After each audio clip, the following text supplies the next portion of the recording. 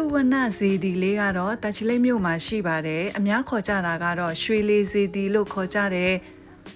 တချလိတ်မြို့ရဲ့ပုံးထွန်ရက်ကွက်အတွင်းမှာတည်ရှိပြီးတော့မြစိမ့်ကန်စားတောက်ဆိုင်အနီးမှာရှိတဲ့တောင်ကုန်းမှာတည်ထားပါတယ်စေဒီတော်ကြီးကိုတည်ထားကိုးကွယ်တဲ့ဒီတောင်ကုန်းကြီးရဲ့အောက်မှာဆိုလို့ရှိရင်အဖြူရောင်ကြောက်တုံးကြီးတွေအများကြီးရှိတယ်လို့သိရှိရပါတယ်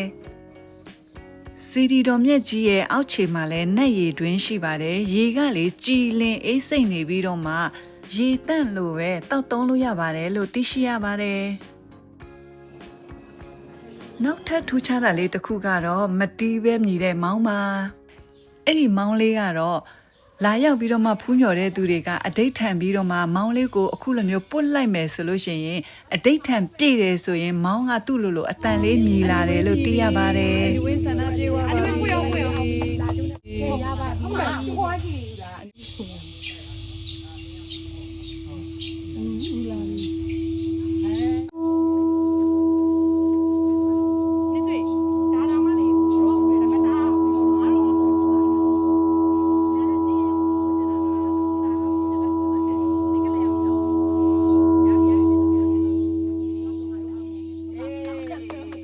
အဝေးရောက်မိတ်ဆွေတငယ်ချင်းများအတွက်ဝေမျှပေးလိုက်တာပါနော်မိတ်ဆွေတငယ်ချင်းများအားလုံးလည်းစိတ်ချမ်းသာကိုကျန်းမာကြပြီးလူအင်ဆန္ဒများပြည့်ဝပြည့်စုံကြပါစေလို့ဆုတောင်းပေးလိုက်ပါတယ်